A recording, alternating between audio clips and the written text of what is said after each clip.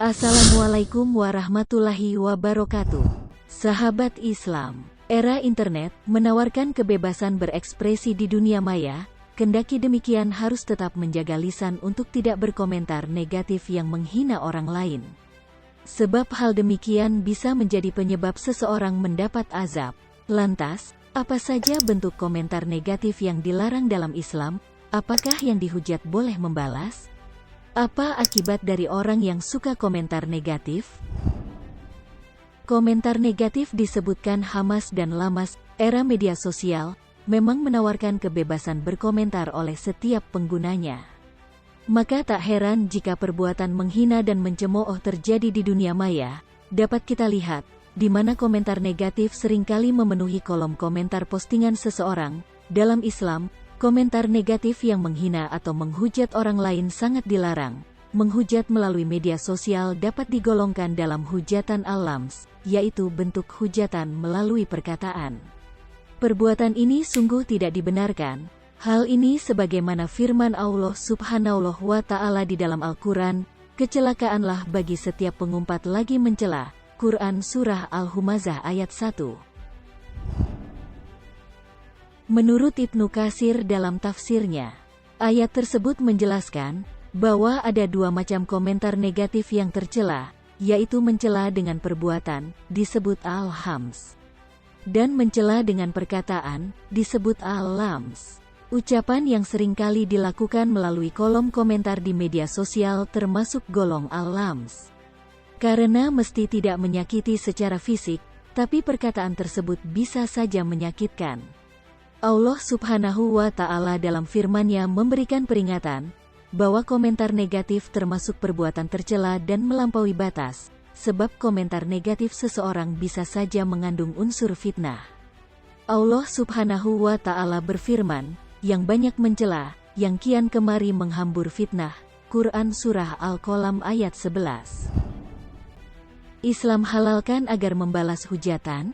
Tak jarang seseorang mengeluarkan kata-kata kasar kepada orang lain dalam kehidupannya. Bisa saja hal tersebut dilakukan karena khilaf atau bahkan disengaja, padahal dalam Islam diajarkan untuk menjaga lisan.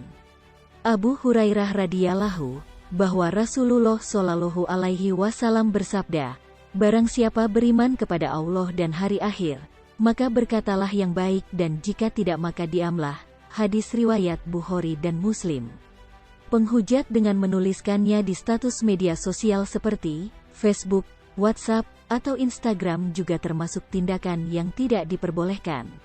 Sementara berdiam diri terhadap perbuatan tersebut berarti seseorang turut ambil bagian dari perbuatan menghujat.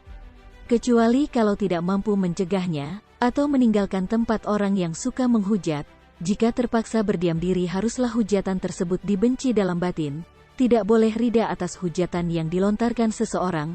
Mengatakan keburukan orang tertentu memang tidak salah, apabila hal tersebut dilakukan untuk masuk yang baik. Misalnya untuk mencari keadilan atau bantuan seseorang yang berwenang atau untuk menghilangkan kejahatan dengan memberitahukan orang-orang yang dapat menghapuskannya. Suka komentar negatif termasuk orang yang celaka. Mengerjakan sesuatu yang dilarang sudah pasti ada ganjarannya.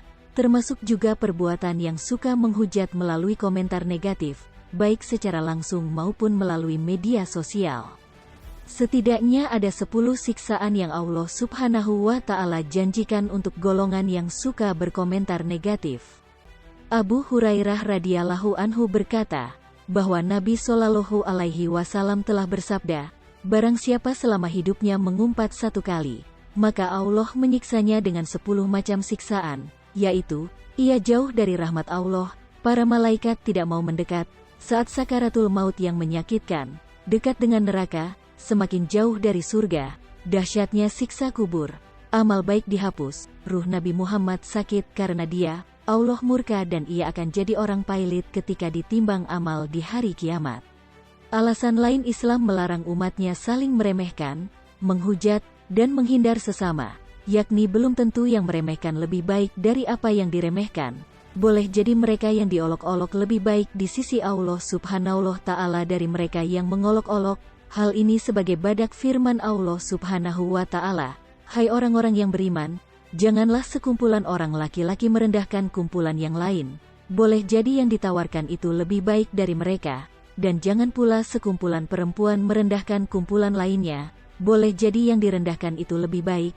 Quran Surah Al-Hujurat ayat 11. Dari ayat tersebut Ibnu Katsir menjelaskan bahwa meremehkan dan mengolok-olok orang lain termasuk ciri-ciri sifat sombong. Sebab dengan melakukan itu berarti telah merendahkan orang lain dan merasa lebih baik darinya. Nah sahabat Islam, itulah alasan Islam sangat melarang perbuatan yang dianggap remehkan atau menghina orang lain, atau disebut komentar negatif. Bahkan hal yang kita anggap remeh ini akan dianggap menjadi besar di hadapan Allah. Hal ini sebagaimana dijelaskan di dalam Al-Quran. Ingatlah ketika kamu menerima berita bohong itu dari mulut ke mulut dan kamu katakan dengan mulutmu apa yang tidak kamu ketahui sedikit pun, dan kamu menganggapnya remeh. Padahal dalam pandangan Allah itu soal besar. Quran Surah An-Nur ayat 15. Wallahu alam bisawab. Wassalamualaikum warahmatullahi wabarakatuh.